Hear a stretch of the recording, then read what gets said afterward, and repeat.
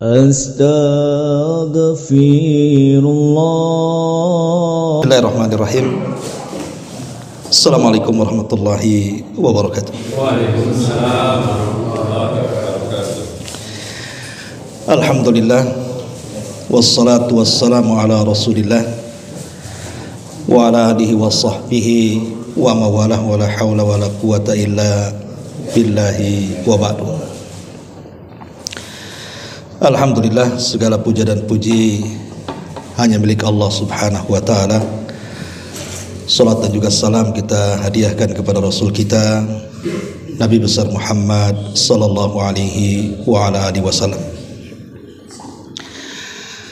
Pembahasan di malam hari ini, karena beberapa pekan ke depan kita akan masuk di bulan suci Ramadan,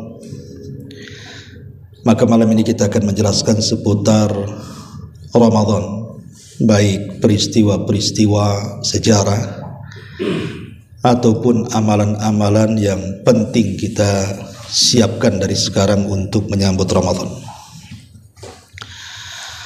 Hadirin yang dimuliakan Allah subhanahu wa ta'ala, Allah subhanahu wa ta'ala berfirman dalam Al-Quran, wa yakhluqu ma yasha'u wa yakhtar. Dan Allah subhanahu wa ta'ala menciptakan dari makhluk-makhluknya, dan ada makhluk-makhluk yang Allah ciptakan itu Allah pilih sebagian satu dari sebagian yang lainnya. Artinya ketika Allah subhanahu wa ta'ala menciptakan para malaikat, maka di antara malaikat tentu ada yang lebih mulia di antara mereka. Tentu Jibril lah malaikatnya. Kalau cerita para nabi dan rasul, tentu di antara mereka juga ada yang lebih mulia satu dengan yang lainnya, dan itu Nabi kita Muhammad sallallahu alaihi wasallam. Kalau kita cerita tentang tempat, maka tidak ada tempat yang lebih mulia dibandingkan Mekah Al-Mukarramah, dan begitu seterusnya. Termasuk kalau kita cerita bulan, tentu tidak ada yang lebih mulia melebihi Ramadan. Itulah yang disebut dengan Sayyid Ash-Shuhur, pemimpinnya bulan-bulan. Tidak heran karena Ramadan banyak peristiwa dan juga sejarah. Di antara peristiwa dan sejarah itu, pertama, diangkatnya Nabi Allah Isa ibnu Maryam. Itu terjadi di bulan Ramadan, dan itu berdasarkan riwayat Hakim dalam Mustadraknya. Jadi ketika tentara Yahudi Romawi itu mereka mengepung rumah kediaman Isa bin Maryam. Ketika itu kan Isa sedang bersama Hawariyun, para murid-muridnya, maksudnya murid-murid pilihannya. Maka Isa mengatakan kepada murid-muridnya, siapa yang ingin kuserupakan wajahnya dengan wajahku, risikonya dia akan ditangkap, disalib dan dibunuh, tapi kujamin dia akan menjadi temanku di sorga. Akhirnya satu di antara murid Isa siap mengorbankan. Maka ketika itu Isa tertidur, kemudian Allah angkat Isa ke langit, tentara datang dan menangkap orang diserupakan. Kemudian dialah yang disalib, dialah yang dibunuh.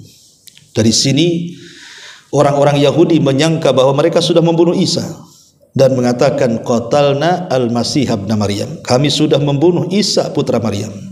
Maka Allah bantah, wa ma qataluhu wa ma sallabuhu, mereka tidak membunuhnya dan mereka tidak menyalibnya. Kemudian di ujung ayat Allah mengatakan, bal rafa'ahu Allahu ila sama, bahkan Isa diangkat ke langit. Lah, pengangkatan Isa itu terjadi di bulan Ramadan. Kemudian juga peristiwa yang tak kalah menariknya adalah di bulan Ramadan adalah nuzulul wahyi. Karena permulaan turunnya wahyu itu terjadi di bulan Ramadan. Terjadi silang pendapat para ulama tafsir ketika mentafsirkan kalimat inna anzalnahu fi lailatul qadar. Sungguhnya kami turunkan Al-Quran itu di malam Lailatul Qadar. Dan malam Lailatul Qadar tentu ada di bulan Ramadan. Cari Lailatul Qadar di luar Ramadan gak akan dapat, karena Lailatul Qadar itu hanya ada di bulan Ramadan. Maknanya Al-Quran turun di bulan Ramadan. Tetapi apa maknanya Al-Quran turun di bulan Ramadan itu? Sebagian ulama tafsir mengatakan maknanya ketika turun dari Lauhil Mahfud, diturunkan dari Lauhil Mahfud ke Baitul Uzza. Baitul Uzza itu tempatnya di langit pertama. Jadi 30 juz itu diturunkan dari Lauhil Mahfud, kemudian diletakkan di Baitul Uzza. Lah ketika turunnya Al-Quran dari Lauhil Mahfud ke Baitul Uzza itu di malam Lailatul Qadar, artinya di bulan Ramadan. Ini satu penafsiran.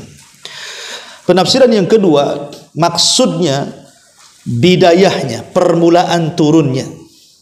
Bukan 30 juz turun di bulan Ramadan, maksudnya permulaannya. Karena permulaan Al-Quran turun itu ketika Nabi SAW berada di Gua Hira. Jadi Rasul 1 bulan di Gua Hira itu di bulan Ramadan. Tepatnya di malam-malam ganjil di 10 akhir Ramadan, maka Jibril datang kepada Nabi SAW dan itu pertama kali Jibril menemui Rasul, kemudian mengatakan Iqra ya Muhammad, baca wahai Muhammad. Tapi Rasul mengatakan ma'ana biqari, aku tidak bisa baca. Kata Jibril baca, Rasul mengatakan aku tak bisa baca. Karena di pikiran Rasul kalimat perintah baca itu dikiranya membaca tulisan. Loh, Rasul tidak bisa membaca. Rasul itu Nabi Ummi, tidak bisa menulis dan tidak bisa membaca. Sebab kalau Nabi bisa menulis, bisa membaca, nanti Al-Quran disangkanya saduran dari Injil dan Taurat. Makanya Rasul tidak bisa baca, tidak bisa tulis. Tapi para sahabat banyak yang bisa baca, bisa tulis. Ya, salah satunya Umar bin Khattab radhiyallahu anhu. Akhirnya Jibril mengatakan, Iqra bismi rabbikal ladzi khalaq, khalaqal insana min 'alaq, Iqra wa rabbukal akram alladzi 'allama bil qalam, 'allamal insana ma lam ya'lam. 5 ayat pertama surah Al-Alaq inilah permulaan turun Al-Quran, dan itu di bulan Ramadan, tepatnya di Gua Hira. Jadi maksudnya inna anzalnahu fi lailatul qadr itu permulaan Quran turun.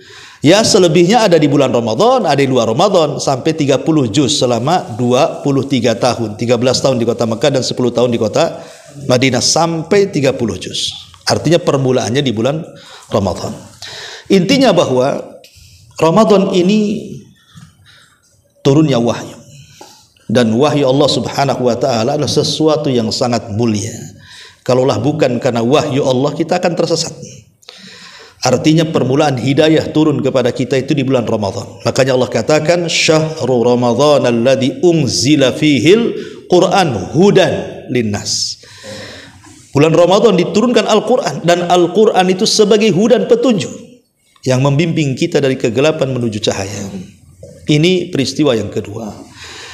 Peristiwa yang ketiga, terjadinya Amul Hazni. Amul Hazni itu tahun kesedihan. Jadi Nabi SAW beberapa tahun sebelum hijrah, kabilah-kabilah Arab itu marah. Jadi 8 kabilah Arab itu bersepakat untuk memboikot umat Islam.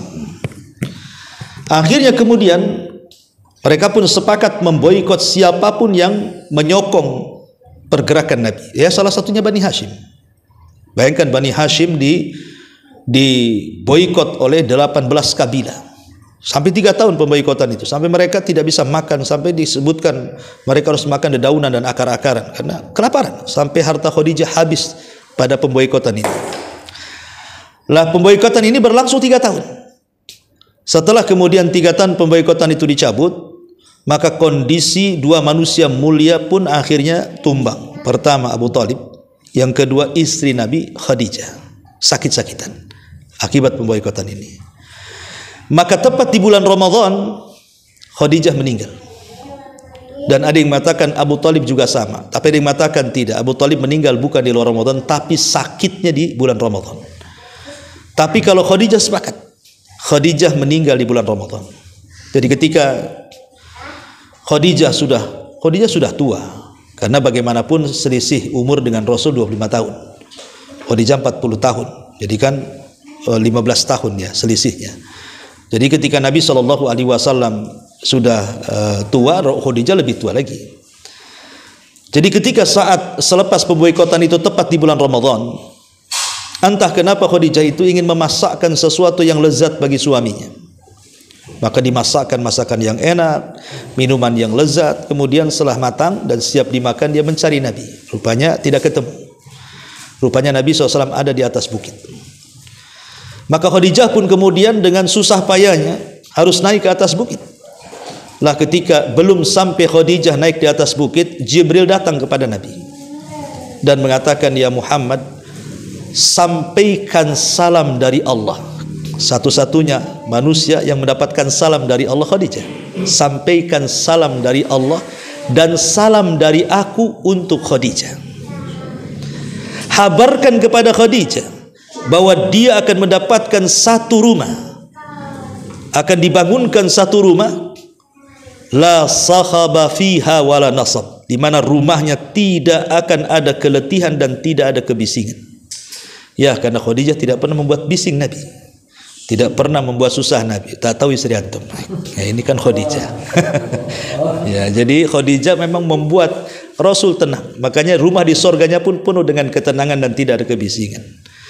Akhirnya kemudian ketika sudah dekat Khadijah, Jibril menyingkir.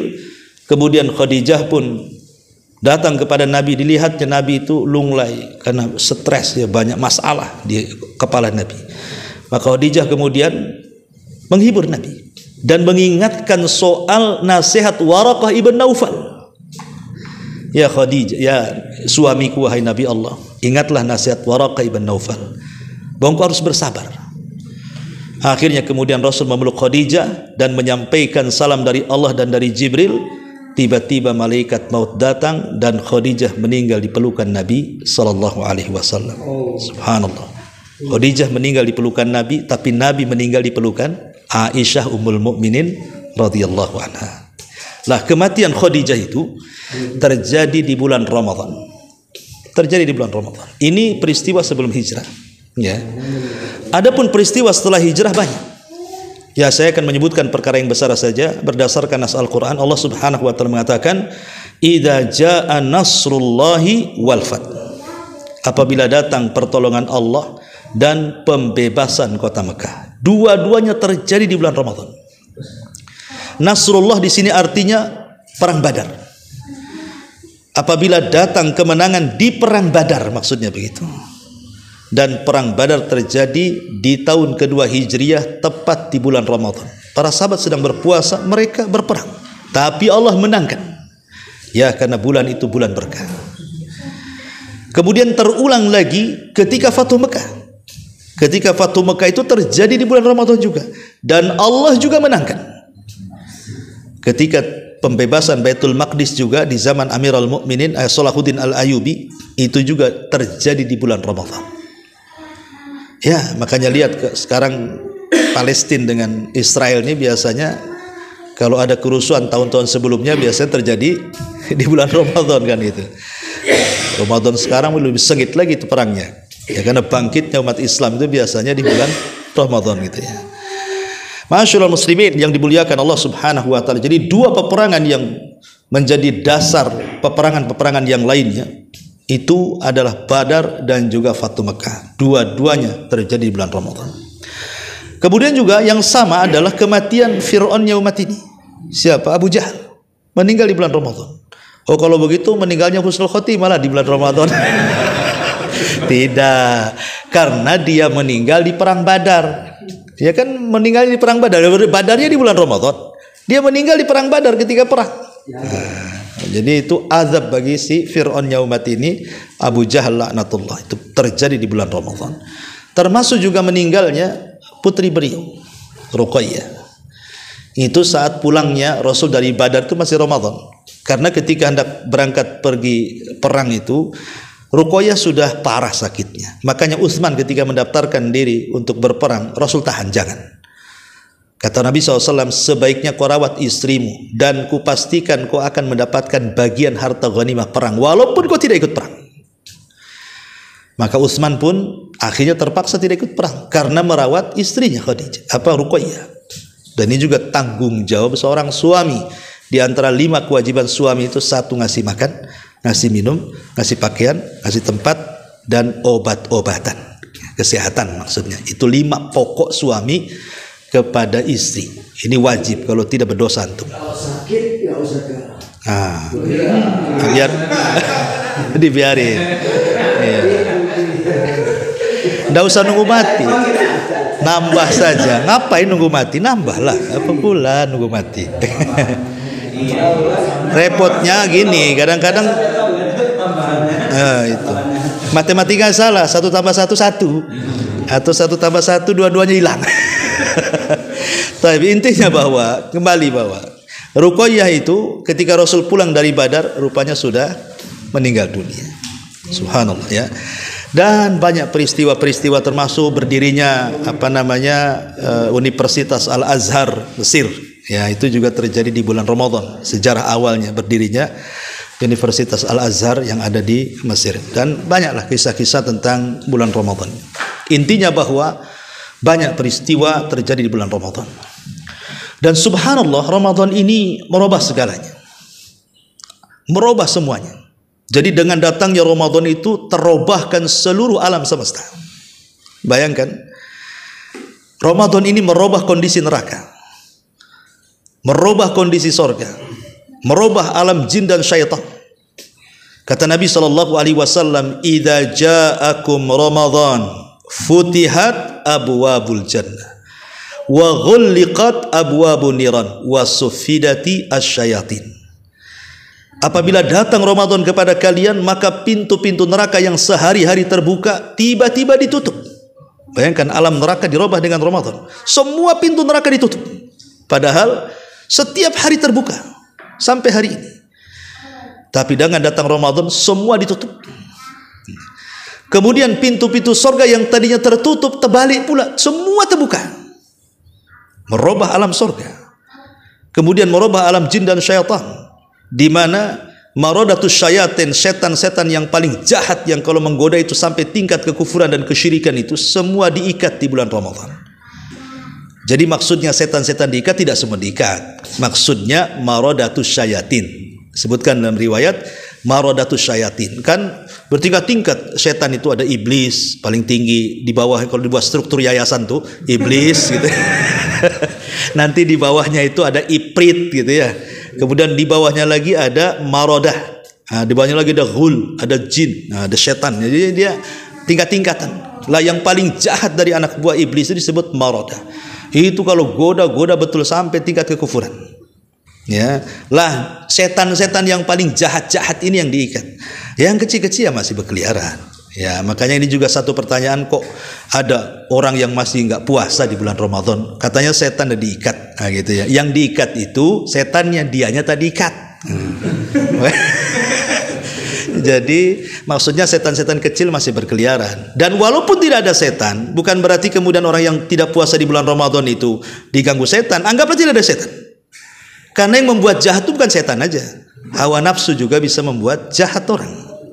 Ya, karena hawa nafsu itu tercipta syahwat, kalau setan tercipta syubhat. Penyakit manusia cuma 2 saja. Pertama syubhat, syubhat merusak agama. Kalau syahwat merusak akhlak, zina, mencuri, korupsi, minum khamar, itu kan akhlak semua. Ya, tapi setan ini dibuatnya tidak sholat, tidak zakat, tidak puasa, pindah agama. Itu kan udah, kalau setan ini tujuannya supaya pindah agama aja. Ya, supaya rusak agamanya. Tapi kalau hawa nafsu ini supaya akhlaknya rusak, ya, mengikuti syahwat perutnya, syahwat kemaluannya, syahwat kepalanya, dan begitu seterusnya. Jadi 3 alam ini terubahkan. Dalam riwayat bahkan pintu-pintu langit terbuka. Jadi langit-langit juga terubahkan di bulan Ramadan. Jadi kalau pintu-pintu langit itu ya dibuka ketika Senin Kamis atau ketika ruh naik, itu ya dibuka pintunya. Tapi Ramadan ini buka tuh mulai dari awal Ramadan sampai akhir Ramadan. Jadi betul-betul memang dirubah alam semesta ini. Semua alam semesta dirubah dengan kondisi Ramadan. Apalagi dengan datangnya Lailatul Qadar itu merubah semuanya. Artinya begini, ikhwatu fiddin. Kalau seandainya sorga bisa terubahkan dengan Ramadan, neraka bisa terubahkan dengan Ramadan, alam jin dan setan juga berubah, langit-langit juga berubah. Kalau kita ingin berubah itu sebenarnya waktunya Ramadan. Itu paling mudah. Kalau kita ingin merubah diri yang lebih baik lagi, itu pasti waktunya di bulan Ramadan tuh. Itu paling cepat. Kenapa? Karena pendorong perubahan. Kok perubahan jadinya nih? Ya. Ya.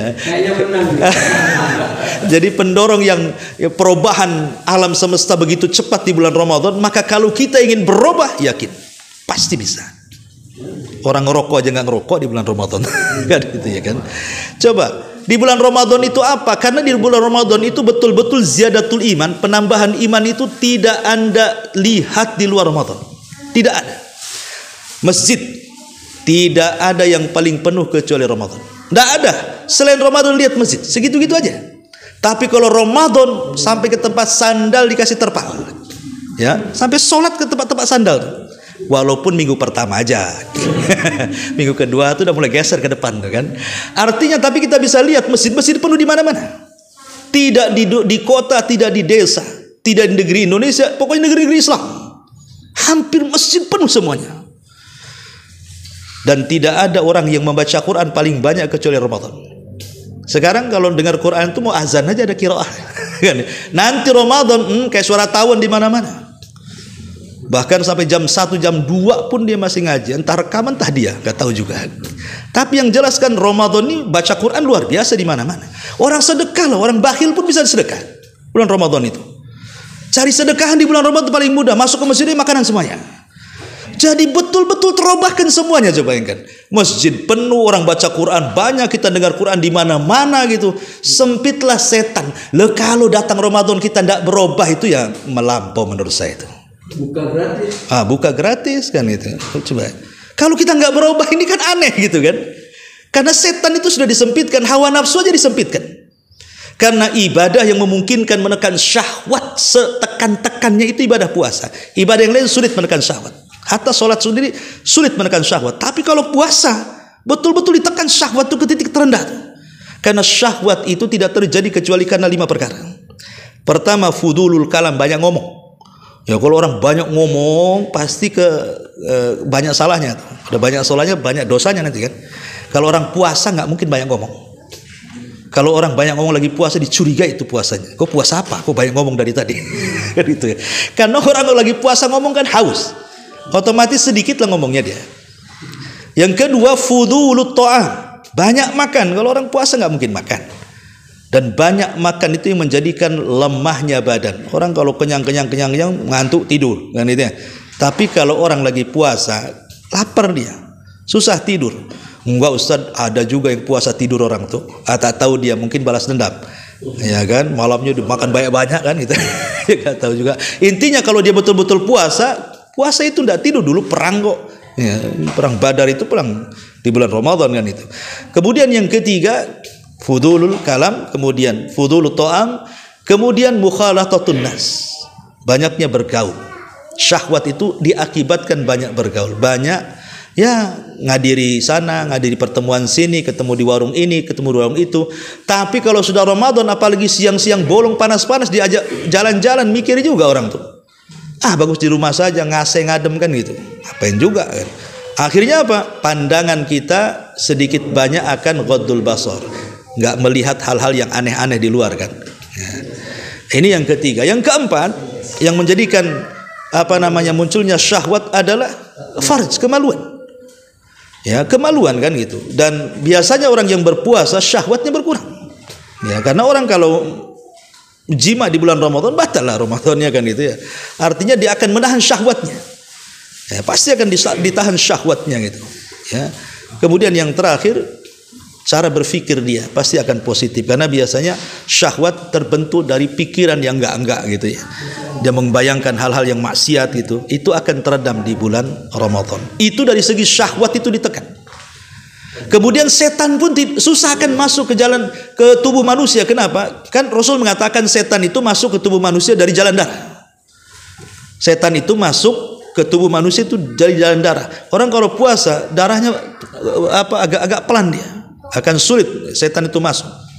Ya, makanya salah satu pengobatan bekam itu ruqyah itu dengan cara bekam. Dan kenapa kemudian setiap pertengahan bulan Ayyamul Bid itu kita disunahkan puasa? Karena untuk meredam gangguan setan. Karena Ayyamul Bid itu terjadi ketika bulan purnama. Dan Rasul mengatakan istaizu bil qamari. Berlindunglah kepada Allah dari purnama. Karena purnama itu kekuatan setan lagi memuncak. Ya, makanya kita berlindung dari purnama itu. Nah, disitulah makanya kenapa kita disunahkan berbekam di pertengahan bulan dan berpuasa Ayyamul Bid. untuk mengurangi ya, gangguan setan kan itu ya. Agar semua syariat itu kan ada hikmahnya, nggak begitu saja disyariatkan kan, mesti ada alasannya kenapa disyariatkan. Ya. Lah karena puasa itu juga kita tahu bagaimana setan akan sulit menggoda kita, kemudian syahwat juga teredamkan. Makanya pertanyaannya, kalau seandainya masuk Ramadan, kemudian Ramadan kok tidak berubah, ini melampau. Dari sini Rasul pernah mengaminkan sampai 3 kali ketika naik ke atas mimbar. Naik kakinya ke mimbar yang pertama Rasul mengatakan amin. Naik ke mimbar kedua Rasul mengatakan amin. Naik ke yang ketiga Rasul mengatakan amin. Kemudian Rasul berkhutbah Jumat. Selepas khutbah, sahabat kemudian datang dan mengatakan, alama amanta ya Rasulullah. Rasul tadi kau membaca amin 3 kali, kami enggak dengar doa Anda. Maka Rasul mengatakan, oh enggak, waktu saya naik ke atas mimbar itu Jibril tadi datang. Dia mendoakan 3 doa, minta diaminkan, kuka aminkan. Lah salah satunya doa Jibril adalah ragima anfu rajulin adraka Ramadan falam yughfar min dunubi. Celaka dan binasa orang yang masuk Ramadan 1 dosa pun tidak diampuni. Celaka orang kayak gini. Bulan Ramadan bulan ampunan, kok masuk Ramadan keluar Ramadan kok nggak diampuni, kan aneh gitu. Makanya orang-orang yang beriman, mudah-mudahan kita termasuk orang yang beriman, jadi masuk Ramadan itu pasti akan senang. Kata Syekh Utsaimin rahimahullahu taala, senangnya kenapa? Karena 2 perkara. Pertama, karena Ramadan akan menambah keimanan kita. Orang yang beriman itu kalau angan-angannya Ramadan itu pasti ceritanya pengen cepet taraweh, pengen ngaji, pengen ini, pengen meningkatkan iman. Makanya seorang mukmin itu pengen ketemu Ramadan. Yang kedua, bukan hanya iman dan ibadah, yang kedua, seorang mukmin itu kalau masuk Ramadan pengen memperbanyak pahala. Jadi pengen memperbanyak ibadah dan keimanan, dan juga ingin mendapatkan pahala sebanyak-banyaknya. Itulah makanya orang yang beriman masuk Ramadan itu senang. Tapi ada orang yang tak senang masuk Ramadan. Kepikiran, aduh lapar lagi aku katanya. Nah kan? Gak bisa lagi nih kuliner-kuliner. Tutup semua warung. Enggak tutup sebenarnya. Depannya ditutup, ya belakangnya dibuka.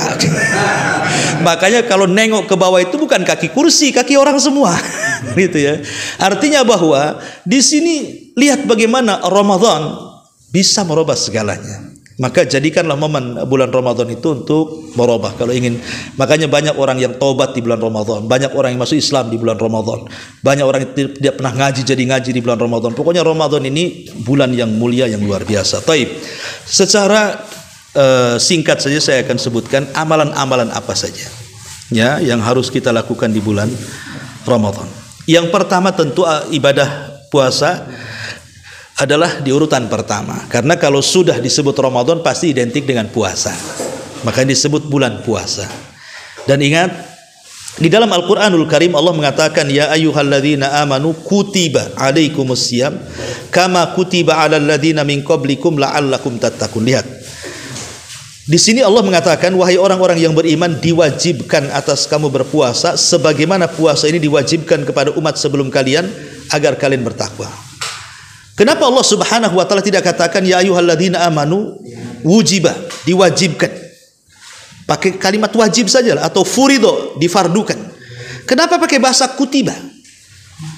Kan kalimat fardu ada bahasa Arabnya, kalimat wajib juga ada bahasa Arabnya. Kenapa menggunakan kutiba?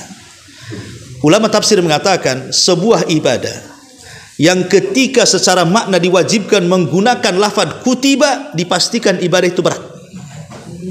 Seperti contohnya kutiba alaikumul qital, diwajibkan perang, wa huwa kurhul lakum, dan perang itu menjadi sebuah kebencian bagi kita karena berat orang berperang itu. Tidak semua orang berani berperang. Jangankan cerita dengar meriam, dengar petasan aja kita takut, atau mungkin gas 5 kilo LPG meledak aja kita ketakutan. Karena kita nggak siap berperang ini. Perang itu perlu mental. Ya, jadi kalimat kutiba ini berat, atau umpamanya kutiba alaikumul qital dari contohnya. Termasuk juga kutiba alaikumul qisas. Diwajibkan qisas berat. Walaupun membunuh dia, kalau disuruh dibunuh balik kan tak mau dia, kan begitu. Dia membunuhnya gampang, tapi ketika dikisas tak mau pula dia. Termasuk juga puasa. Kenapa puasa itu begitu berat?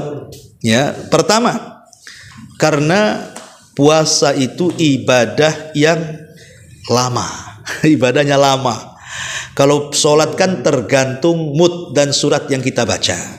Kalau kita baca Al-Baqarah lama, kalau Al-Fil ya sebentar aja kan gitu ya. Tergantung suratnya. Kita bisa setting dari 20 menit ke 2 detik pun bisa sholat itu. Itu kan tergantung settingan kalau sholat kan. Kalau puasa macam mana nyetingnya? Oh seduhur saja Ustadz, mana bisa? Seasar makin nggak bisa kan itu. Ya tetap dari terbit fajar sampai terbenam matahari. Mau tidak mau sejalan itu. Berat. Ya. Kemudian beratnya puasa itu bukan hanya waktunya lama, menjaga waktu ketika mulai terbit fajar sampai terbenam matahari itu berat lagi, menjaga pandangan, menjaga lisan, menjaga ini, menjaga itu kan itu. Jadi beratnya. Makanya karena puasa ibadah yang berat, setiap yang sukses dalam puasa maka mereka mendapatkan pahala tanpa batas.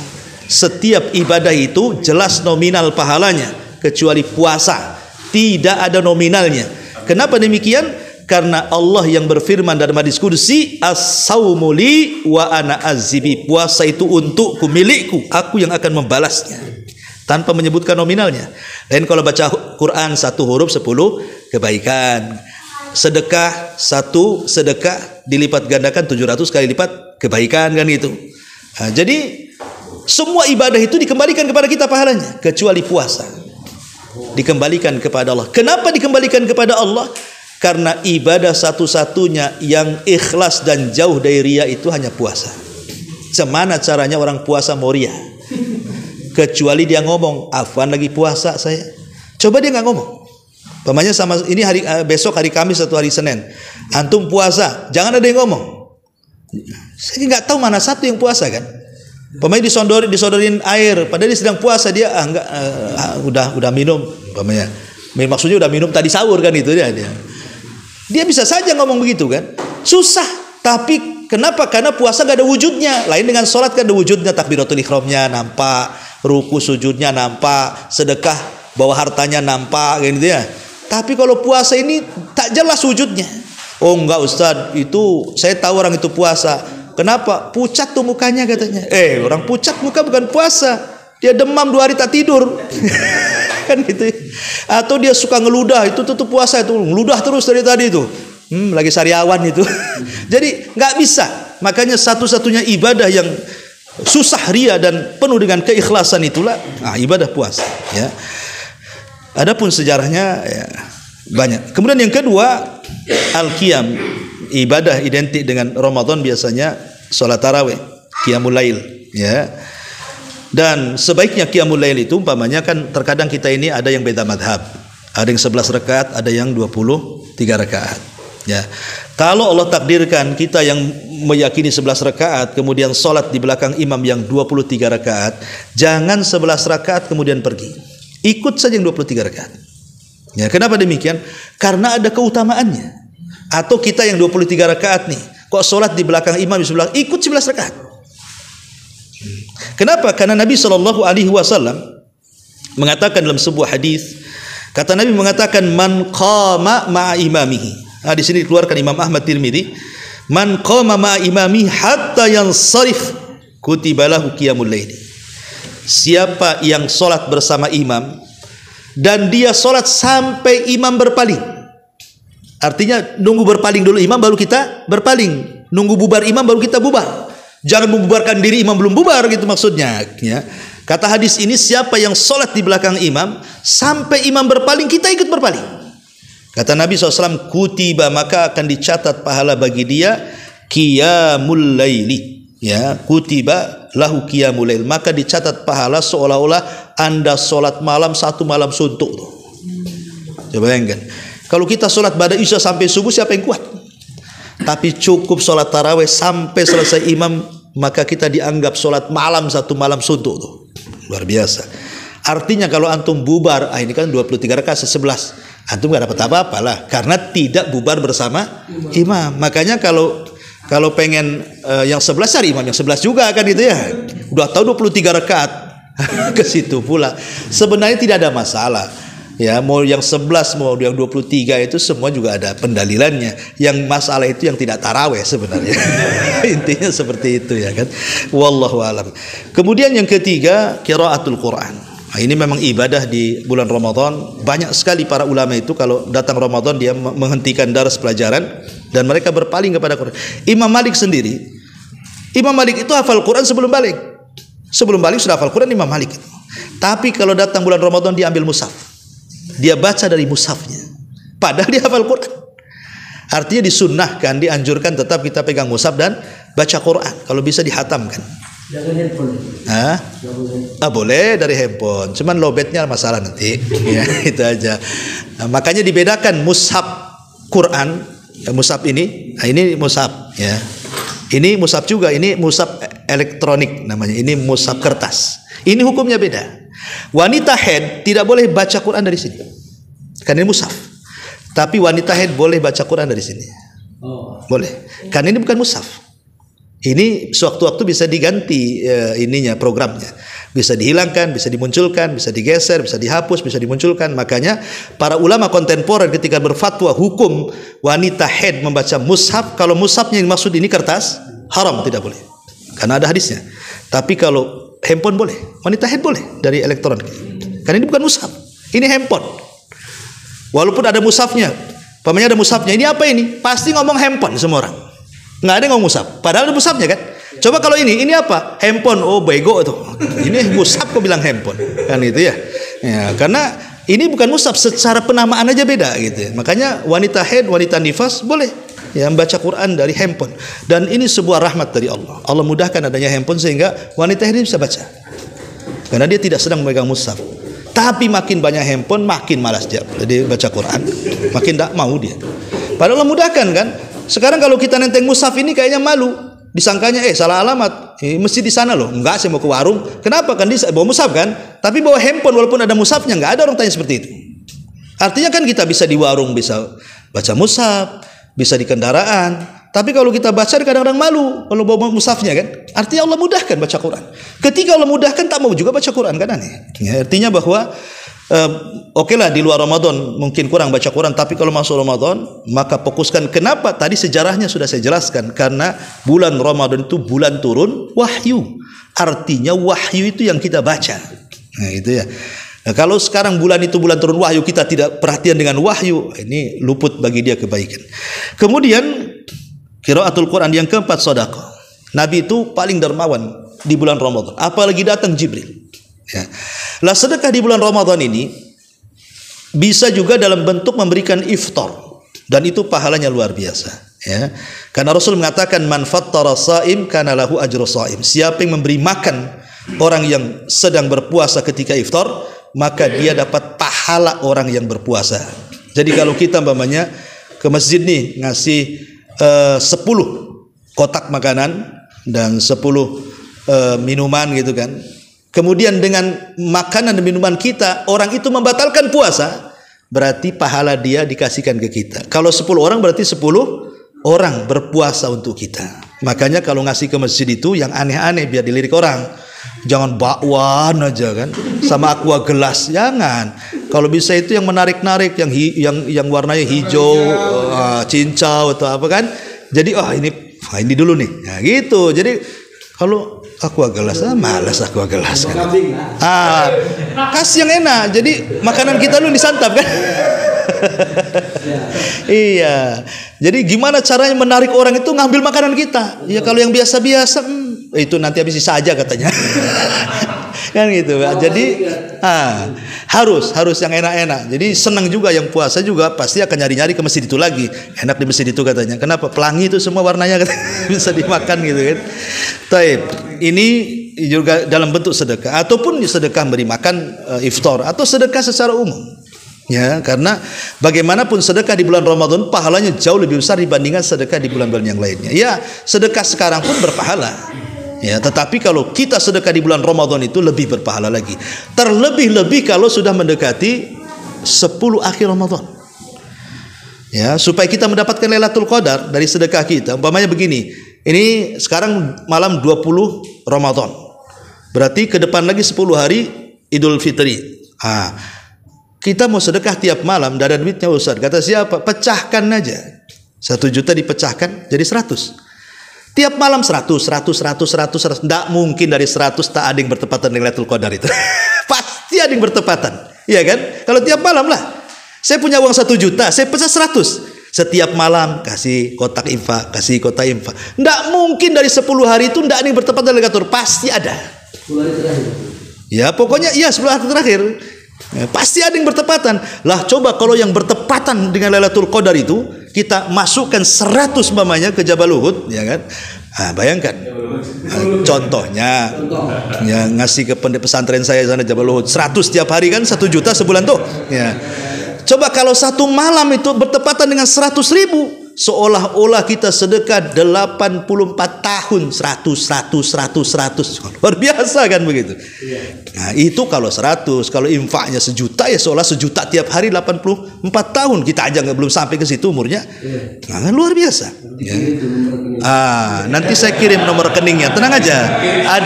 Ada 4 rekening. Mau rekening yang mana silakan. Ya. Toib, ini contoh yang keempat sedekah. Kemudian yang kelima, keenam, dan ketujuh zikir, doa dan istighfar. Ini penting, ya. Karena kalau bisa di bulan Ramadan itu diperbanyak pahala. Kapan lagi, ya? Belum tentu kita dapat Ramadan berikutnya. Hanya mungkin Ramadan ini yang terakhir kita tidak tahu. Makanya kalau bisa lisan kita perbanyak zikir, lisan kita perbanyak doa, dan lisan kita perbanyak istighfar. Terutama kata para ulama di 3 tempat. Setiap hari di bulan Ramadan berdoalah, berzikirlah, dan istighfarlah di 3 tempat. Pertama, menjelang berbuka. Kata Nabi SAW, salasatun, ada 3 tempat kata Rasul mustajab liddu'a. Kalau orang berdoa pasti mustajab. Kata Nabi SAW pertama apa? Da'watus saim inda fitri. Doanya orang yang berpuasa saat berbuka. Itu mustajab. Kenapa? Karena kita memulai doa setelah kita ini betul-betul melepas dosa. Kan pagi-pagi kita sudah puasa, artinya kan sudah luar biasa, hati kita, badan kita sudah bersih. Sehingga ketika menjelang berbuka itu, kalau kita menengadahkan tangan, itu waktu yang sangat mustajab. Ya 5 menit atau 10 menit sebelum maghrib. Nah itu kalau bisa jangan pegang handphone dulu. Jangan pegang remote cari channel mana yang cepat azan dulu. Pokoknya ya fokus di situ. Pertanyaannya, doa apa yang antum panjatkan di situ? Maka ulama salaf mengatakan di situ waktu Allah memulakan memerdekakan manusia dari api neraka. Kata Rasul, setiap malam di bulan Ramadan Allah memerdekakan dari hamba-hambanya dari neraka, dan itu setiap malam, dan dimulainya ketika tenggelam matahari. Jadi ketika itu kita angkat, ya Allah bebaskan saya dari neraka, ya Allah bebaskan istri saya, suami saya, orang tua saya, anak saya, baik yang hidup ataupun yang mati, bebaskan mereka dari api neraka. Itu doanya, ya, jangan yang lain. Menjelang berbuka. Karena di situ waktunya Allah membebaskan kita dari api neraka. Itu kan Ramadan kan pembebasan kita dari api neraka. Kapan waktunya? Itulah menjelang berbuka tuh. Nah, itu yang kita panjatkan. Ya, kalau kita tidak bisa bahasa Arab, Allahumma a'tiq riqabana minar nar, pakai bahasa lah terserah, pakai bahasa Padang boleh juga kan begitu. Pakai bahasa Jawa, Sunda terserah lah. Ya, bahasa Bawean pun tidak apa-apa kan itu. Jadi boleh semua pakai bahasa, Allah lebih paham. Ini yang pertama, jangan tinggalkan doa menjelang berbuka. Yang kedua, jangan tinggalkan doa sepertiga malam akhir. Karena di bulan Ramadan yakin antum bisa bangun. Nggak bangun pun dibangunkan. Nggak dibangunkan keluarga, obrok-obrok di luar tuh rame tuh, brok. Suruh bangun, sahur. Mau tidak mau bangun kita. Gimana caranya menghindari? Masjid udah teriak-teriak. Kan itu. Macam-macam, ya kan sekarang ini. Jadi memungkinkan kalau di luar Ramadan kita bangun sepertiga malam itu susah. Kalaupun bangun hanya numpang kencing balik lagi. Tapi kalau Ramadan mau tidak mau bangun, karena itu waktu sahur. Kan sayang kalau sahur hanya makan saja. Padahal di situ Allah katakan, siapa yang berdoa ku kabulkan, siapa yang minta ku kasih, siapa yang beristighfar ku ampuni dosanya. Masa kita bangun untuk sahur saja? Sahur ini apa? Memang ibadah betul, tetapi ada yang lebih hebat daripada sekedar sahur. Di situ Allah membukakan pintu doa. Berdoalah kepada Allah di situ. Ya, macam-macam, minta juga dibebaskan dari api neraka. Kemudian yang ketiga, setelah subuh jangan tidur. Ya, Ramadan jangan tidur, karena biasanya kalau sudah Ramadan karena malamnya begadang atau sahur itu ngantuk pula pada subuh. Kalau bisa jangan tidur. Kalau maupun tidur nunggu terbit matahari. Karena itu waktu berkah, berdoa di situ. Ini 3 waktu nih. Jangan tinggalkan doa, zikir dan istighfar menjelang berbuka, sepertiga malam akhir, setelah subuh sampai terbit matahari. Kemudian juga yang nomor 8, silaturahim. Penting karena Ramadan ini harus hati kita jernih. Jangan sampai kemudian kita ini ada musuhan dengan keluarga, dengan teman, dengan tetangga. Maka ikatlah dengan silaturahim, dengan persaudaraan. Jangan sampai ketika datang Idul Fitri gitu ya, badan sudah bersih, pakaian baru, sepatu baru, semua serba baru, hati pula kotor. Cemana caranya dia bahagia? Ya, makanya dibersihkan dari awal Ramadan tuh. Ketika masuk Lebaran, hati sudah bersih, pakaian pula bersih. Oh, itu baru orang yang Lebaran tuh. Ya, jangan sampai ketika Lebaran ketemu musuhnya tak mau salaman kan itu. Itu padahal sudah diingetin. Kapan lu minta maaf? Nunggu Ramadan kata, nunggu Ramadan. Setelah Ramadan nunggu Lebaran katanya. Setelah Lebaran tak minta maaf juga. Ya, ada orang seperti itu. Nah, jadi itu penting silaturahim karena itu gunanya untuk membersihkan hati. Kemudian umroh kalau yang punya uang, karena umroh di bulan Ramadan itu sama dengan haji pahalanya. Ya, kalau bisa umroh. Ya, makanya dari sekarang lah kalau mau daftar umroh nih. Kalau mau daftar saya berangkatkan.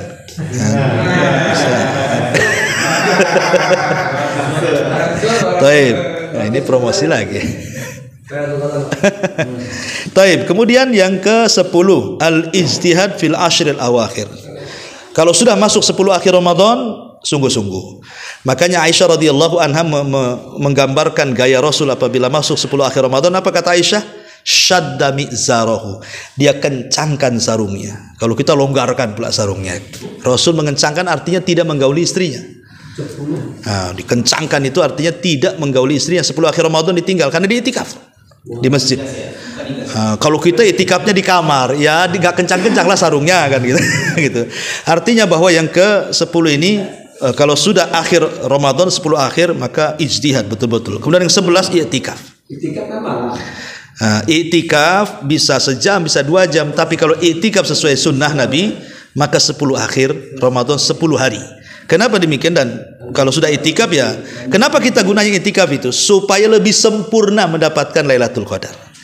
Sebab kalau kita ini 10 akhir Ramadan di luar masjid, itu banyak godaannya, susah mendapatkan Lailatul Qadar itu. Tapi kalau kita i'tikaf di masjid, maka sedikit maksiat, nambah iman, naik juga ibadahnya. Sehingga malam itu dia sungguh-sungguh bisa mencari Lailatul Qadar. Karena ini kan 10 akhir Ramadan ya. Kemudian juga yang nomor 12, tahari Lailatul Qadri wa qiyamuh. Berusaha mencari Lailatul Qadar. Mencari itu maksudnya bukan tanggal ganjilnya, tidak. Karena kalau cari tanggal ganjil lain pula pemerintah kita dengan organisasi tertentu tuh. Ya kan? Yang ini bilang tanggal ganjil, oh enggak, masih tanggal genap, kan susah jadinya. Makanya maksudnya mencari Lailatul Qadar itu hidupkan aja semua. Ya, hidupkan semua 10 akhir Ramadan itu. Insya Allah, mau yang ganjilnya mau yang genapnya, hidupkan saja. Pasti dapat kita. Ya, gimana? Ganjil semua. Ganjilnya NU beda. Betul. Beda. Jadi ganjil semua. Ganjil semua memang gitu. Sebenarnya kalau diurut dari atas ganjil, diurut dari bawah kalau diurut dari bawah kan 21 sampai ke atas sampai 29. Nanti kalau dari tanggal 3 Ramadan 30 diurut dari 30-nya, nanti jatuhnya ganjil 28. Kan gitu ya. Bisa tengok bulan ini kadang-kadang 29, kadang-kadang 30 masalahnya. Mungkin menurut kita nampak bulan Saudi 29. Oh di Indonesia tak nampak bulan 30. Jadi makanya anggaplah semua ganjil, selesai. Ya. Maka itu mendapatkan Lailatul Qadar itu kan ada yang mendapatkan mungkin sejam aja ya lumayan. Ada yang dapat 2 jam saja, ada yang 3 jam saja, ada yang 1 malam dia dapat, alhamdulillah. Kan tergantung kekuatan orang bangun di malam hari kan gitu ya. Tapi sebaiknya memang para ulama persiapkan dengan cara apa? Tidur kailulah di siang hari. Tidur di siang hari untuk begadang di malam hari. Di luar Lailatul Qadar saja kita bisa begadang, main catur dengan kopi, dengan rokoknya, dengan apanya kan. Lailatul Qadar masa nggak bisa? Berarti hawa nafsu dia yang masalah kan itu. Kemudian juga yang nomor 13, al-julus fil masjid hatta tatlu asyam. Sebaiknya kalau Ramadan itu lebih banyak duduk di masjid. Ya, umpamanya ini istirahat, sholat duhur, kan nggak makan siang. Ya udah habis sholat duhur duduk, baca Quran, zikir, nanti kerja lagi, nanti asar gitu lagi. Jadi sebaiknya perbanyak duduk di masjid, terutama di waktu pagi sampai menjelang terbit matahari. Dari waktu fajar sampai terbit matahari kita berzikir, kemudian sholat syuruk, itu pahalanya sama dengan haji dan umroh malah. Kemudian juga di antara ibadah-ibadah sunnah ya memberi makan orang berpuasa. Kemudian juga ini penting, kan ini mempengaruhi pahala ibadah puasa, tarkul ghibah, meninggalkan ghibah, dusta dan dosa-dosa lisan. Ya, karena banyak orang yang berpuasa tidak dapat pahala, kata Rasul. Rubba shaimin laisa lahul jaza illal ju' wal atas, kata Rasul. Berapa banyak orang yang berpuasa itu hanya lapar-laparan aja tuh, nggak dapat apa-apa. Kenapa? Tadi puasanya itu hanya puasa badan, tidak sampai puasa hati dan puasa lisan. Coba kalau tiga-tiganya kita berpuasa, badan puasa, hati puasa, lisan puasa, sempurnalah puasa kita. Dan yang pertama dipuasakan apa? Hati dulu, kemudian badan, kemudian lisan. Ya, baru sempurna tuh ibadah puasanya. Termasuk juga ya perbanyak sholat sunnah, itu sudah jelas ya. Perbanyak sholat sunnah. Kemudian jangan tinggalkan sahur. Walaupun Anda kuat puasa tanpa sahur, sebaiknya jangan ditinggalkan. Kan gara-gara orang malamnya makan kebanyakan, akhirnya kemudian waktu sahur malas makan, akhirnya tidak mau sahur. Banyak orang seperti itu kan. Maka sebaiknya walaupun sudah kenyang tetap sahur, walaupun hanya seteguk air ataupun segenggam kurma. Genggam banyak lah ya. Pokoknya 1-2 biji kurma jadilah kan itu. Intinya jangan tinggalkan sahur. Kenapa? Karena sahur itu keberkahan puasa. Tasahharu fa inna fi sahurikum barakah, kata Rasul. Sahurlah kalian karena dimakan sahur itu ada keberkahan di situ. Jadi supaya ibadah kita puasa kita ini berkah. Dan kalau bisa sahurnya itu sesuai dengan sunnah Nabi. Kata kalau tidak salah hadis Anas ketika bertanya kepada Zaid, "Hei Zaid, kau kan pernah sahur sama Nabi. Jarak sahurnya Nabi dengan adzan subuh itu berapa menit?" Maka Zaid ibn Thabit mengatakan, "Qadra khamsina ayat." Seperti engkau membaca 50 ayat Quran.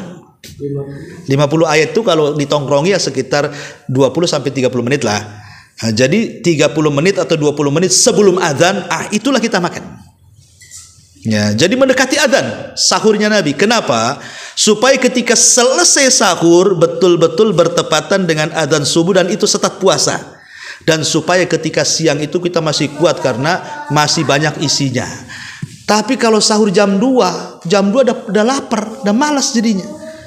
Ya kan? Kenapa? Karena puasa nambah jam. Yang harusnya puasa itu startnya terbit fajar, jam 3 dia udah puasa, itu nambah jam namanya. Itu kalau sahurnya jam 2, jadi ditambah waktu jam puasanya, itu yang buat kita lapar jadinya. Makanya kalau ngikut puasanya Nabi, senang puasa itu. Ya, cuman kalau ngikut puasanya dukun-dukun, puasa muti ya nggak jelas itu ya. Nah, ini juga diantara termasuk takjilul fitr. Menyegerakan berbuka juga jangan dianggap remeh. Karena ada orang umpamanya Anda ini sedang naik kendaraan di jalan, datang waktu maghrib, mau buka tak ada air, mau makan tak ada kurma kan itu ya, nggak mungkin jilat-jilat setir kan itu kan ya. Tetapi bukan berarti nantilah bukanya kalau sampai di rumah, nggak boleh, tetap harus berbuka juga. Bagaimana caranya? Cukup dengan niat, saya batal puasanya. Sebab kalau kita tidak membatalkan sampai rumah kemudian tenggelam matahari, bintang pula muncul, maka puasa kita tidak ubahnya dengan puasa orang-orang Yahudi dan Nasrani. Tasyabuh jadinya puasanya kan, menyerupai orang kafir. Nah, supaya tidak menyerupai orang kafir, ketika teng maghrib saja nggak ada yang dimakan, nggak ada yang diminum, niatkan batalkan. Nggak perlu jilat-jilat jari, nggak perlu, cukup niatkan saja bahwa saya membatalkan puasa, itu sudah cukup. Innamal a'malu binniyat. Amal itu ditentukan niatnya. Makanya Rasul mengatakan manusia itu, umat Islam ini tetap akan di atas kejayaan selama mereka menyegerakan berbuka. Pertanyaan, masa berbuka bisa menjadikan umat Islam jaya dan bisa mengalahkan orang kafir? Apa hubungan makan dengan kejayaan di sini? Bukan masalah makannya, tetapi masalahnya di sini ada penyelisihan kepada orang kafir. Di situ kejayaannya. Ketika kita selalu menyelisih orang kafir, maka kita akan jaya. Ketika kita semakin meniru orang kafir, makin lemah kita. Gitu maksudnya. Ketika kita berbuka, menyegerakan berarti menyelisihi puasanya orang kafir. Ketika kita mengakhirkan, apa ubahnya kita dengan mereka? lemah kita jadinya. Ya, taib ini juga diantara ibadah-ibadah dan yang paling penting juga yang terakhir karena nampak udah pada ngantuk. Ya, kalau bisa tasamuh itu maafkan orang yang mulai memancing-mancing permusuhan dengan kita. Kata Nabi SAW, fa in syabba ahadun, kalau ada orang yang mulai mancing-mancing ini, entah dia ngomong kotor, entah dia buat emosi kita, entah buat bertengkar, atau mungkin istri kita buat dongkol, maka jangan dilayan, tetapi katakan fakulum ri'in saim, saya lagi puasa, saya nggak ngelayan dulu. Ya, titik sampai di sini. Jangan koma, nanti habis maghrib aja. Bukan. Itu maksudnya jangan pakai koma, itu dendam namanya. Ya, sampai di situ saja. Wallahu a'lam bishawab. Ini yang bisa saya sampaikan. Taib, sebelum saya tutup kalau ada tanya jawab silakan. Tanya Ustaz. Iya. Assalamualaikum warahmatullahi wabarakatuh. Waalaikumsalam. Itu kita kemarin apa itu dapat tilas. Iya. Di Bani Hashim, tempatnya Rasulullah, rumahnya Khadijah, Jabal Qubais, nah, terus ada yang sebutin begini oleh Ustaz kita, bahwasanya ada yang mengatakan juga pendapat rumahnya Siti Khadijah ini setelah Ka'bah dan pelatarannya ini keutamaannya di rumah Khadijah itu. Ya alasannya tadi berapa kali diberi masuk ke situ, ini ke situ gitu. Jadi selain Ka'bah dan pelataran itu, ini juga salah satu tempat yang paling juga utama itu. Bahkan itu tadi apa Jibril datang, salam itu saja. Terus kedua, ini sama-sama soleha ini dua ini ya. Ada Siti Khadijah, Siti Aisyah. Gak tahu ini kan kalau di surga itu kan apa namanya, permaisuri kan satu. Itu yang istri satu. Hah? Kalau istri empat, ya empat apa maksudnya? Oh, mantap. Dari saya iya. Kejawab sudah lagi. Iya. Nah, juga ini. Ada udah tahu itu jawabnya. Itu apa yang kepalanya jawab. Jadi itu pertanyaan saya tadi satu. Yang kedua lagi bahwasannya itu kenapa orang merebut roda? Apakah benar ya memang bahwasannya roda itu nanti istilahnya di bawah, artinya ke jannah, ke surga itu ya gambaran roda itu juga gitu di bawah. Statement yang saya sampaikan tadi itu benar atau tidak? Terima kasih. Ya. Ya, alhamdulillah. Soal keutamaan Mekah itu terlingkupi dengan tanah haram. Ya. Cukup dengan tanah haram saja itu sudah kemuliaan Mekah. Tanpa disebut di tempat mana. Karena perbedaan Mekah dengan Madinah. Kalau keutamaan sholat itu Mekah itu tidak masjid di Masjidil Haram, tapi masjid-masjid manapun yang jelas masih wilayah haram itu pahalanya sama. 100.000. Ya, 100.000. Tapi kalau di Madinah tidak, dia hanya di masjid saja. Oh, di Nabawi itu? Ya, di Nabawi saja. Di luar Masjid Nabawi tidak dapat keutamaan. Tapi kalau di Mekah, bukan hanya di haram aja, pokoknya haram itu kan kemana-mana tuh, batas haram. Ya ada, sampai ke Hudaybiyah ada kan gitu, sampai ke Arafah. Selama masih batas negeri haram, masjid manapun keutamanya sama. Kenapa Rasul? Karena Rasul tidak menyebut tempat. Lain dengan Masjid Nabawi. Rasul menyebut masjidi, masjidku. Berarti di luar masjidku tidak ada keutamaannya. Tapi kalau di Mekah, itu dimanapun selama masih tanah haram, maka 1 kali sholat sama dengan 100.000 kali sholat di masjid-masjid yang lainnya. Itu dari situ saja udah cukup sebenarnya untuk bicara keutamaan. Ya. Lebih-lebih kalau umpamanya lebih masuk lagi ke Masjidil Haram. Karena ada keutamaan tersendiri Masjidil Haram. Ya, ada. Ya, ada tempat-tempat bersejarah, di situ ada Ka'bah. Istilahnya dari situlah pertama kali Allah disembah. Ya, yang kedua ada Hajar Aswad dari sorga. Dulunya putih tapi jadi hitam gara-gara dosa kemusyrikan orang-orang musyrik Arab, sehingga mengubah yang tadinya putih menjadi hitam, makanya menjadi Hajar Aswad. Di situ ada makom Ibrahim. Di bawah makom Ibrahim itu ada yakut, perhiasan yang sangat luar biasa yang dari sorga. Dan di situ ada 2 telapak Nabi Ibrahim. Karena makom itu kan tempat Ibrahim naikkan batu ke Ka'bah. Dulunya nempel makom Ibrahim tuh, tapi di zaman Umar digeser. Kenapa? Karena mengganggu orang tawaf kalau sholat. Maka Umar digeser ke belakang sehingga jaraknya cukup jauh. Itu Umar yang geser itu, ya. Udah antisipasi di depan. Ya, karena kan terhalang kan nanti tawaf di situ, sholat di situ, cemana pula kan itu. Sekarang aja terhalang. Karena sudah terlampau banyak jemaah kan, udah kumpul-kumpul, makanya boleh masuk ke dalam masjid. Yang penting di belakang makom Ibrahim. Ya, di situ ada rukun Yamani, banyak tempat-tempat di Mekah itu yang luar biasa sejarahnya dan keutamaannya. Ya sudah dijelaskan itu keutamaannya. Tapi kalau di Madinah ya cuman di dalam masjid itu saja. Kan Raudhah kan di dalam masjid. Dan halamannya lah. Ya, maksudnya sekitar masjid itu saja gitu. Enggak sampai keluar. Ya. Dan Raudhah itulah yang identiknya Masjid Nabawi kan Raudhah, karena di situ antara mimbar dan rumah pintu rumah Nabi. Itulah disebut taman dari taman sorga. Ada yang mengatakan disitulah awal dikumpulkan manusia di padang mahsyar. Wallahu alam riwayatnya, tapi ada yang mengatakan seperti itu. Tapi orang yang berdoa di situ memang mustajab, ya. Walaupun ada sebagian ulama melemahkan hadis tentang masalah apakah doa itu harus di Raudhah, ya, di pojok-pojok masjid Nabi juga enggak dikabulkan, ya. Bagi yang mengatakan lemah riwayatnya, berarti satu masjid ini mustajab doanya mau di mana aja. Mau di pintu mana saja. Tidak mesti di Raudhah kan gitu. Ya, apalagi dengan kondisi Raudhah yang sekarang sekali dibuka ribuan orang masuk, akhirnya sholat nggak khusyuk, doa nggak khusyuk karena dikejar-kejar seru cepat-cepat. Gimana caranya mau khusyuk kan? Akhirnya kan susah kita. Ini gimana kita mau sholat kayak gitu? Ditabrak-tabrak orang. Nah, kalau dulu iya, artinya kan lebih baik, itu kan bukan perkara wajib masalahnya. Ngapain kalau bukan perkara wajib sampai berdesak-desak di situ? Umpamanya orang kena maklar nyium Hajar Aswad gitu sampai tertungging-tungging di depan Ka'bah kan? Ya kan nggak bisa juga, itu kan wajib. Mencium Hajar Aswad sunnah. Kalau tidak bisa kan dilambaikan saja. Ya, kalau nggak bisa ya cukup dari jauh saja. Ya.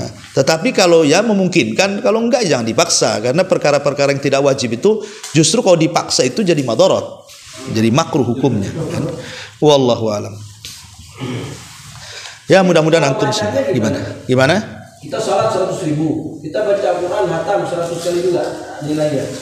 Tidak, karena keutamanya ada di sholat. Kalau baca Quran lain lagi. Baca Quran ya kita mendapatkan keutamaan tempat aja. Tapi kalau sholat itu ada nasnya, memang ada hadisnya. Ya, siapa yang sholat di Masjidil Haram itu sama dengan 100.000, memang ada riwayatnya. Tapi kalau baca Quran, apakah sama dengan 100 kali ribu? Enggak ada riwayatnya, perlu dalil. Nah, tapi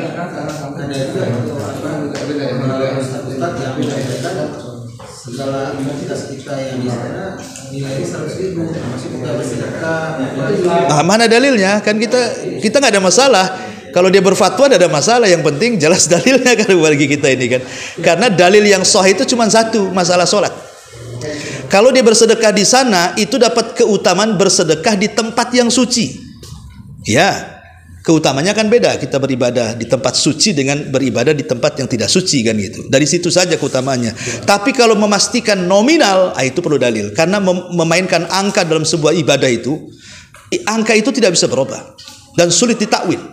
Tapi juga bisa juga Allah terima kan tidak? Apanya? Ya, Allah terima. Kamu sedekah di tempat suci, ya kami dapat. Ya jelas sedekah di tempat suci itu pasti besar pahalanya. Tapi menentukan pemanya 100, saya Iva nih, sama dengan pahala sholat 100.000 kali, itu perlu dalil maksudnya di sini. Mana dalilnya? Nanti ditanya tak bisa jawab. Itu kita hanya tanya dalil saja. Kalau sedekah di sana tetap berpahala besar karena kita bersedekah di tempat suci. Itu saja pahalanya. Adapun pahalanya sebagaimana nggak dijelasin. Tapi kalau sholat dijelasin oleh Nabi. Ya. Tapi selain sholat kan nggak dijelaskan. Ya, semua sholat. Mau sholat apa aja, mau sholat duhanya, sholat wudu, pokoknya sholat, karena Rasul katakan sholat, tidak mengatakan wajib sunnahnya. Siapa yang sholat dan itu di Masjid Nabawi 500, 1000 di Masjid Al-Aqsa, Di Masjid Al-Aqsa itu ada yang mengatakan 500, ada yang mengatakan 250. Tetapi hadis yang sahih 250. Hadis yang mengatakan 500 kali sholat itu dhaif hadisnya. Ya, jadi kalau mau diurut, Masjidil Haram 100.000, Masjid Nabawi 1000, Masjidil Aqsa 250. Itu pahalanya. Ya, wallahu a'lam. Kalau ada orang kampung kan, Ah, Pak, kamu kan sudah haji, kok nggak pergi ke masjid? Kami udah berapa ratus ribu. Banyak saldo ya. Jadi kamu itu kan belum haji katanya. Dulu. Ajo dia. lah, duduk aja habis subuh sampai syuruk kemudian sholat 2 rakaat, kan pahalanya sama dengan haji. Aku udah haji tiap hari gitu. Tiap pagi lagi ke Mekah kan. Ya nggak bisa, itu kan bicara bandingan pahala. Kalau bandingan pahala itu bukan menceritakan sah dan tidaknya sebuah ibadah. Ya itu lain lagi. Urusan Allah kalau pahala itu kan. Kalau masalah ibadah ya harus fisik kita yang bermain di situ. Wallahu a'lam. Ya saya kira cukup ya, udah jam. Iya, boleh. Mengenai ini apa fenomena sekarang mengenai tanah suci, kan memang ada batas tanah haram itu kan, Madinah, Mekah. Cuman dalam beberapa waktu ini kan di Indonesia sering kita lihat, pertama di Madinah kan ya, yang sudah bebas orang yang misalnya yang orang Muslim masuk itu, non Muslim ya. Itulah, ya ini memang Kadang-kadang ada rasa ini di kita jadinya gitu. ya sebenarnya pada dasarnya tidak boleh orang kafir itu masuk tanah haram, bukan masjid aja, tanah haram. Nggak boleh. Ya nggak boleh itu. Kecuali dalam kondisi tertentu dibolehkan. Contohnya di zaman Umar. Di zaman Umar, Mughirah bin Syu'bah itu dia kan punya usaha pandai besi. Mughirah bin Syu'bah itu dia tidak punya karyawan. Jadi ketika dia perang Qadisiyah, ketahuanlah satu orang Persia namanya Abu Lu'lu' al-Majusi. Dia minta izin sama Umar untuk dibawa ke Madinah. Ya kata Umar tidak boleh. Nggak boleh ada orang kafir masuk tanah haram. Ya. Tapi karena Mughirah mendesak karena ada kepentingan bisnis juga, memang nggak ada karyawan, terpaksa diizinkan Umar. Akhirnya masuklah Abu Lu'lu' al-Majusi. Dia kafir, bekerja di rumahnya Mughirah, ada di Madinah, kan gitu. Rupanya memang Allah sudah skenario. Dengan masuknya Abu Lu'lu' al-Majusi itu, Umar mati syahid. Yang izinin Umar. Ya, yang izinin Umar, yang membunuh juga dia. Bahkan Umar ketika itu Abu Lu'lu' mengeluh kepada Umar, ya Umar, saya ini dipekerjakan kok nggak sebanding dengan upahnya. Dia ngeluh kepada Umar, Abu Lu'lu' nih. Jadi Umar mengatakan, ya sudah kalau begitu buatkan untukku pisau. Aku akan beli dengan mahal. Kata Abu Lu'lu', baik, aku akan buatkan pisau untukmu yang akan terkenal sampai barat ke timur katanya. Rupanya pisau itu untuk menusuk Umar. Nah, itulah akan diizinkan Abu Lu'lu' masuk ke tanah haram kan, oleh Umar. Istiadatnya dia kan. Artinya boleh memasukkan orang kafir itu dalam kondisi tertentu, namanya arsitek atau apa kan. Memang diizinkan kerajaan. Tapi kalau bukan orang-orang profesional, ya bukan seperti arsitek bangunan atau kedokteran atau apa gitu, maka tidak boleh. Ya, hanya dibolehkan tuh orang-orang tertentu saja. Itu ya jadi masalah di situ. Nggak semua orang boleh masuk kan. Kalau Riyadh ya boleh-boleh aja kan, itu sudah bukan ini kan. Nah, tapi kalau sudah masuk daerah haram itu ya harusnya memang jangan ada orang kafir masuk. Memang begitu aturan. Maaf, tadi Abu Lu'lu' itu kafir. Abu Lu'lu' kafir Majusi, penyembah api. Bukan ikut di barisan salat itu. Di mana? Kan ikut di barisan salatnya Umar. Bukan, dia pura-pura sholat ingin nusuk Umar. Oh. Dia Majusi. Makanya alasannya kenapa dibolehkan orang kafir masuk itu kalau ada hajat. Umpamanya karena profesional gitu, mungkin guru atau dokter atau arsitek atau yang memang kerajaan butuh dan memang orang sana nggak ada. Nah, itu memang darurat kan. Tapi kalau semua orang masuk ya. Nah, masalahnya sekarang kan kadang-kadang turis-turisnya kadang-kadang kan mudah masuk. Ini mungkin tanda-tanda akhir zaman ya kan. Masuk ke Nabawi. Ya itulah betul kata Anas bin Malik radhiyallahu an. Sayati alaikum zaman walladzi ba'dahu syarrun min. Akan datang zamannya kondisinya lebih buruk daripada sebelumnya. Iya, memang begitu. Udah memang ini musibah. Yang jadi kita jadi merasa ini jadinya. Ya, kita jangan melihat satu titik keburukannya, masih banyak juga kebaikannya. Jauh lebih banyak kebaikan yang kerajaan sana dibandingkan keburukannya, kan begitu. Nah, MBS ini agar tercapai targetnya 1 miliar orang itu, ya semua sekarang di Gua Hira itu tempat kalau semua rekreasi kita, walaupun dia kita lihat Kalau masalah pembangunannya kita memang hanya apresiasi fasilitas yang dibangun, terus pelayanan sekarang jauh lebih baik gitu kan. tempat tanamnya banyak. Cuman itu aja, masalah itu aja kan. Ya memang kondisinya memang begitu. Itu kan di luar syariat kan. Kita tidak bisa menyalahkan para ulama sana pasti sudah ngasih fatwa kan itu. Ya kayak di sini beda juga, majelis ulama dengan pemerintah kan beda. Ya kan kebijakannya. Ulama kenceng di sini, majelis ulama ngasih fatwa, pemerintahnya melempem ya kan. Ya memang begitu. Kadang-kadang bertubrukan karena kan udah bagi-bagi. Kalau khusus fatwa keluarga Syekh Muhammad bin Abdul Wahab, kalau khusus kerajaan Muhammad Saud, itu sudah dibagi-bagi itu sampai sekarang. Ini ranahnya ulama, ini Syekh Muhammad bin Abdul Wahab keturunannya kan itu ya, ulama Najd. Ini menguasai kerajaan ini dari Saud sampai anak cucu. Ya cuman bagusnya di sana kan masih ada kekompakan antara ulama dan umaro gitu saja. Karena ulama di sana baiat, tidak ada demo di sana karena semua dari atas sampai ke bawah itu berbaiat mereka. Kalau kita kan tak ada baiat di sini, makanya ada oposisi, ada yang ini. Wallahu a'lam. Kita tutup subhanallah bihamdika asyhadu an la ilaha illa anta astaghfiruka wa atubu ilaik. Wallahu a'lam. Assalamualaikum warahmatullahi wabarakatuh.